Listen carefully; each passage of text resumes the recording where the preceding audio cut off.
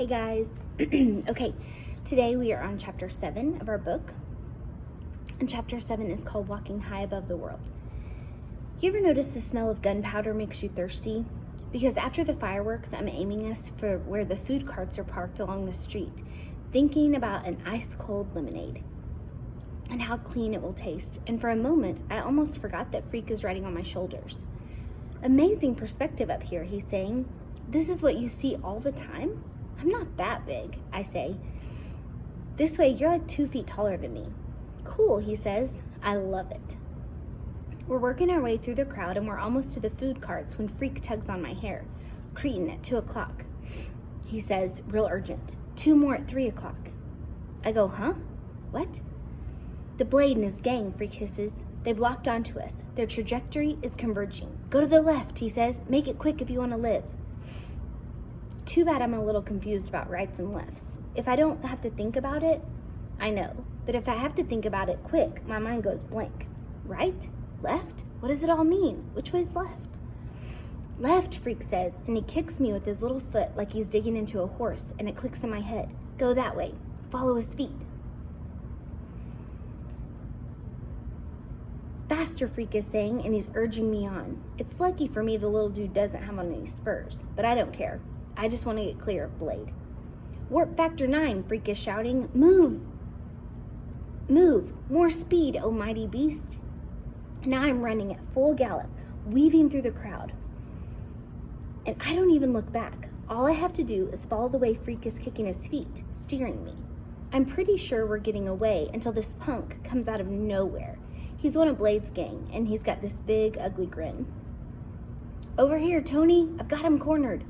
What do? I say to Freak. He goes, I'm thinking. I can hear Blade before I see him. Hear his wicked laugh, so mean and dirty it makes my stomach freeze, and my knees feel squishy. You, the Freak, you and the giant retard, I'll cut you down to size. Slice and dice, baby. It's Freak show time. And now I can see him. See that pointed white grin and his eyes so dark and cruel. He's swaggering through the crowd. He's got us surrounded with punks everywhere. I turn. There's another mean face. Everywhere I turn, there's another mean face, trying to look as tough as Tony D. In a small voice, I say, tell me what to do. And Freak pats me on the shoulder and says, just give me a nanosecond to process the alternatives. Slice and dice. That's Blade. And he's reaching into his back pocket. Make it quick, I hiss, and then Freak is kicking my right shoulder, and I turn that way, and he's going, go, go, and I run right over the punk. He's so surprised, he loses his bubble gum, and he tries to grab my leg, but I kick it free. And I'm running right and then left, running blind, and just letting Freak decide which way we should go, because he must have a plan, a dude as smart as he is. Which I'm right about. He does have a plan. Only the plan is to run out into the smelly mill pond and drown us both. Go on, he's shouting from up above my head. Trust me, we'll be okay. Blade is shouting too, and I can hear his feet pitter-pattering behind me, catching up. Warp speed, Freak is shouting, and he's kicking with both feet now, which means go straight. Head for the H2O. The pond is right ahead of me, and I'm sort of running along the edge, crunching over bottles and cans and candy wrappers. Then I hear this zinging sound, and I just know that Blade is swinging a knife, cutting the air right behind us, and there's nowhere to go but into the pond, like Freak wants me to. I almost lose it right there, taking that first step, because it's a gunky pond, and the mud is really oozy and deep, and it sucks right up to my knees. But I'm so scared of getting cut by Tony D, so scared he might bite me with those wicked teeth, I just keep going. There's this great ugly sucking sound as my feet come back up out of the mud and I stretch out as far as my legs will go and I take another step and I just keep going. I'm going so fast that the water is up to my chest before Freak gets my attention. He's tugging at my hair with both hands. Whoa, he's saying, slow up, we did it. The mud is up around my knees, and it's real hard to turn around. Finally, I get so I'm facing back at the shore, and there's Blade, just his head above the water, and he looks all white and scared. Help! He's blubbering, choking on the dirty water. And then his punksters are splashing in to rescue him. Man, they can hardly get him loose, the way he's stuck deep in that mud, and before they drag him to shore, they're all covered with slime and mud. They're gasping like fish, almost too tired to cuss us out, but that doesn't last long. Blade is covered with mud right up to his neck, which on him looks natural. He turns to his gang, who look as slimy as he does. Get some rocks. It's target practice time. What do we do now? I ask, because the mud is still sucking me down. It's over my knees now, and the water is right up under my arms, and even Freak's feet are getting wet. Wait, Freak says. The cavalry's coming. Can't you hear that bugle? I'm listening, but I can't hear anything except for Blade and his gang, and how they're scrambling around trying to find some rocks to heave at us. I can see Blade rearing back to throw, and the first one misses us. Can you move? Freak says. I don't think so. It's true. The mud is up over my knees, and I'm locked in place. I can't even fall down. That's how stiff it is. I'm like a big fence post, and everybody knows a fence post makes a good target. More splashes as the rocks fall short. At first they're throwing stuff that's too heavy. Pretty soon they smarten up, and Blade says, "Smaller rocks! Get me smaller rocks!" And I know in my heart, we're doomed. Then, up above me, there's this really loud, high-pitched screech. Freak has his fingers in his mouth, and he's whistling, real shrill and shivery, and so loud it hurts my ears. And then I see what Freak has been seeing all along, a cop car cruising real slow along the road around the pond, which is what they always do after the fireworks. Freak is whistling, and the cop car spotlight comes beaming around the pond until it settles on us. I'm blinking because the light is so bright, and Freak is making a fuss and waving his arms, and we hear the metal megaphone sound as the cop voice orders us not to move, like we could move even if we wanted to. It's hard to see the glare of the spotlight. It's hard to see in the glare of the spotlight, but Freak tells me that Blade and his punks are running away, like snakes on sneakers, Freak says. "Officers," Freak is shouting into the white light.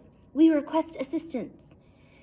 They finally have to use ropes to pull me out of there. Freak won't let go. He stays right where he is on top of my shoulders, even when this cop in a boat tries to lift him off. And then we're up on the bank of the pond, and everybody is being real nice and giving us blankets and Cokes, and saying we know all about Tony D, and they'll keep an eye on him. "Okay, boys, you'd better give us your names, and we'll call your mothers," this one cop is saying, and then there's this other guy who's looking at me funny, and he says, "Hey, isn't that Kenny Kane's boy?" It must be. Old Killer Kane. Is he still inside? Freak is still holding onto my shoulders, and when they ask him for his name, he says, "We're Freak the Mighty. That's who we are.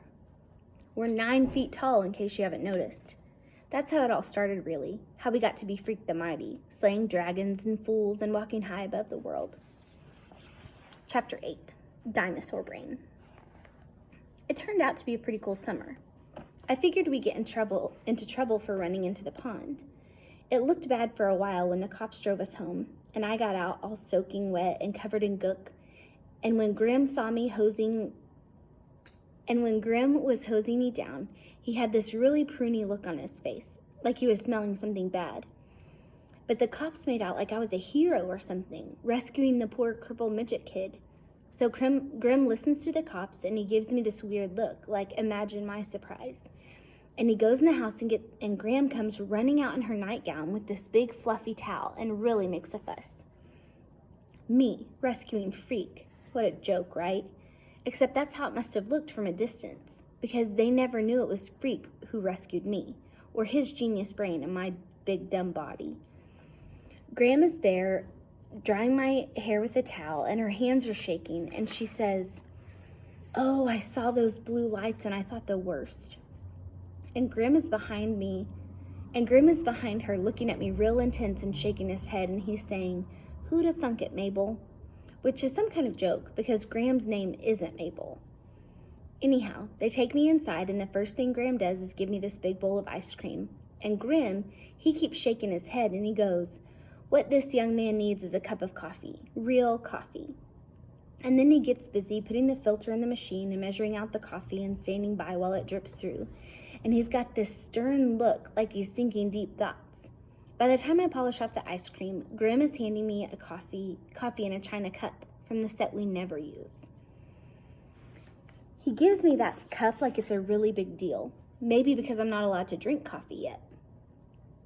And he's so grim-like and serious. I open my mouth to say, "What's the big deal? You really think this is my first cup of coffee?" And something happens, and these words come out instead. "Thank you, sir." And it's like I'm possessed or something. I have no idea where the things I'm saying are coming from or why. I go, "Thanks for the towel, Graham, and the ice cream. Could I have sugar in my coffee? 2 teaspoons, please." And Grim claps his hands together and he says, "Of course you can, son." And it's like, whoa, because he never calls me that. Always Max or Maxwell or that boy. Next thing, he's clearing his throat and coughing into his fist, and Graham is looking at the two of us, and she gets this Graham-like glow. Like this is how it's supposed to be. Graham says, "I want you to promise me something, Maxwell, dear. Promise me you'll always keep away from that hoodlum boy and his awful friends. Nobody got hurt this time, but I shudder to think what might have happened." And Grim, bless his pointed little head, he goes, "Maxwell can handle himself. Can't you, Max?" "Right, Max, not son, which is okay by me." "I can run," I say to Graham. "I see Tony D, that's what I'll do." "Good boy," Graham says. "I thought because you're so much bigger than he is." "Well, you just do that, dear. You run away." "He's not running away," Grim says, real impatient. "He's taking evasive action. Avoiding a confrontation. That's a very different thing, right, Max?" I nod and drink my coffee without slurping and decide it's better not to mention that Tony D carries a knife and he also has a gun. Because then Graham would worry, and she's such a clunker when she's worried. Like I said, it turns out to be a pretty cool summer. Usually what I do is just hang around and look at my comic books and watch the tube, or go shopping with Graham if she really makes a fuss. I hate the beach, because the beach is stupid. The cool crowd looking all sleek and tanned, and aren't we gorgeous? And because if you saw me lying on a blanket, you'd go, "Hey, why is that albino walrus wearing sunglasses?" So mostly I just vegetate in the basement and pick my navel, to quote Grim, Mr. Bellybutton Lint himself. Freak changes all that. Each and every morning, the little dude comes over and he bangs on the bulkhead door. He may be small, but he sure is noisy. "Get out of bed, you lazy beast. There are fair maidens to rescue, dragons to slay," which is what he says every single morning. Exactly the same thing. Until it's like he's this alarm clock, and as soon as I hear him banging on the bulkhead door, I know what's coming next. Fair maidens and dragons, and Freak with the wake up the world grin of his going, "Hurry up with the cereal. How can you eat that much, you big ox? Come on, let's do something." He is so full of ever-ready energy, you can practically hear his brain humming, and he never can sit still. "Ants in the pants," I say one morning, when he's ready to yank the cereal bowl off the table. He's in such a hurry to do something. And he goes, "What?" And I go, "You must have ants in your pants." And he gets this funny look, and he goes, "That's what the fair Gwen always says. Did she tell you to say that?" And I shake my head and finish the cereal real slow, and Freak goes, "For your information, there are 2,247 known subspecies of insects, and none of them are in my pants." Which cracks me up, even though I don't understand one word of what he's saying. "I propose a quest," he says.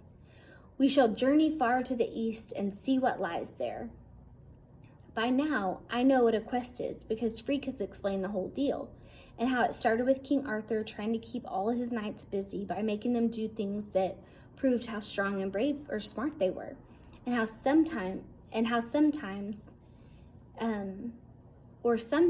how totally dumb, because how else can you explain dudes running around inside a big clunky tin can and praying all the time? Which I don't mention to Freak because he's very sensitive about knights and quests and secret meanings. Like how a dragon isn't really just a big slimy fire-breathing monster. It's a symbol of nature or something. A dragon is fear of the natural world, Freak says, an archetype of the unknown. I go, what's an archetype? And Freak sighs. And he sighs and shakes his head and reaches into his knapsack for his dictionary. This is true. He really does keep a dictionary in his knapsack. It's his very favorite book, and he pulls it out like Arnold Schwarzenegger pulling out a machine gun or something. That's the fierce look he gets with a book in his hands. Go on, he says, making me take the book. Look it up.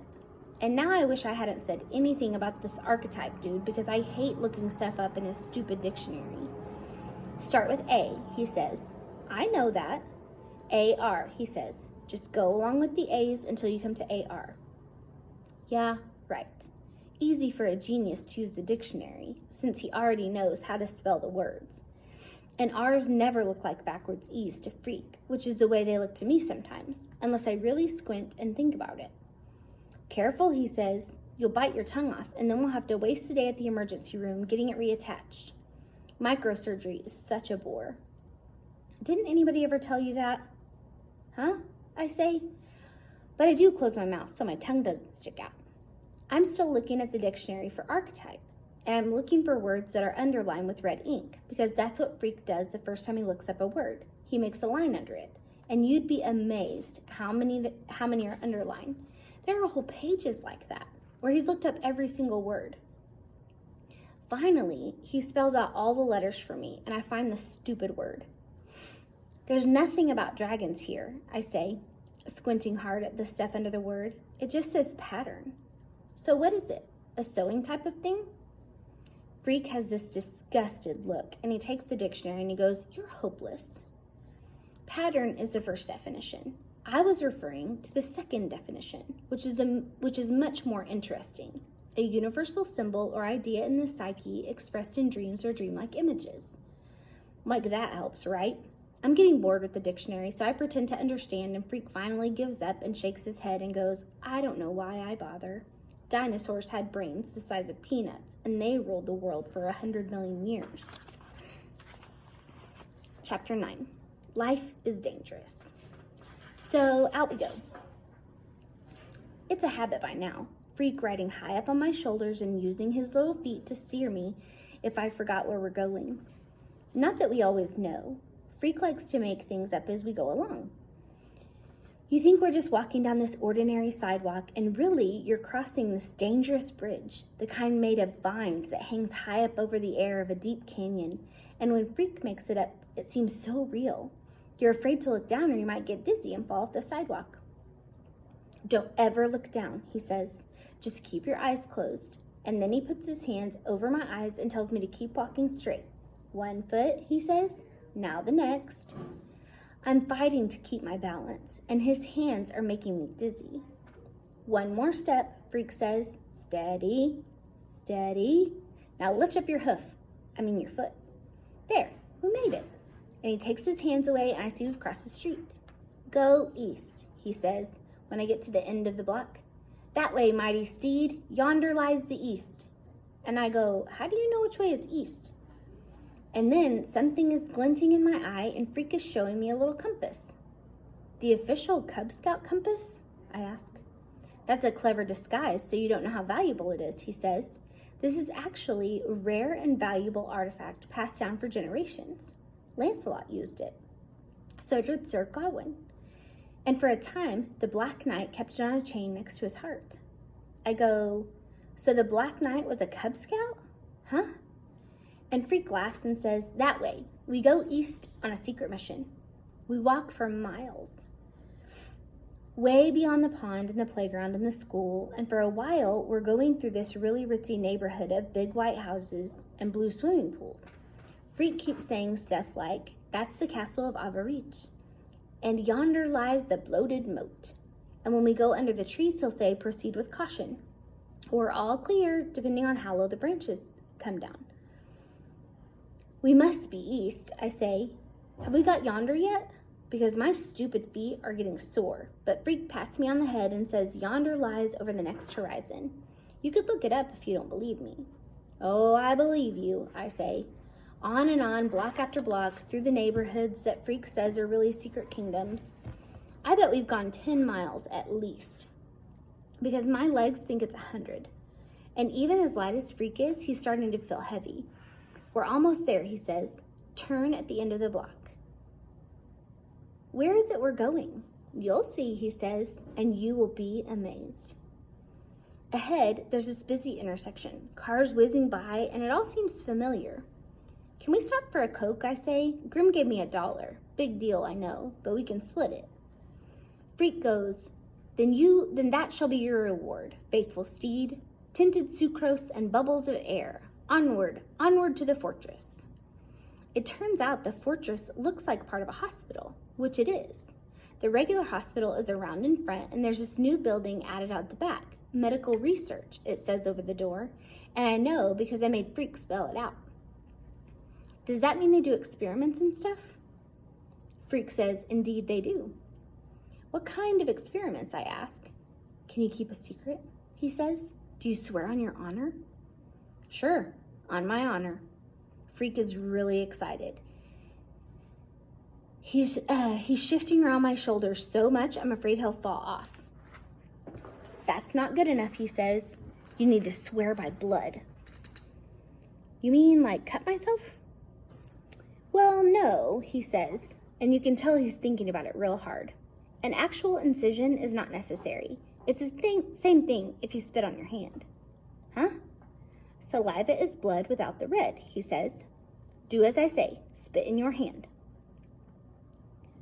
So I spit in my hand, just a little drop, but Freak says it doesn't matter how much, a single molecule would work, because it's the principle of the thing. Now, put your hand over your heart.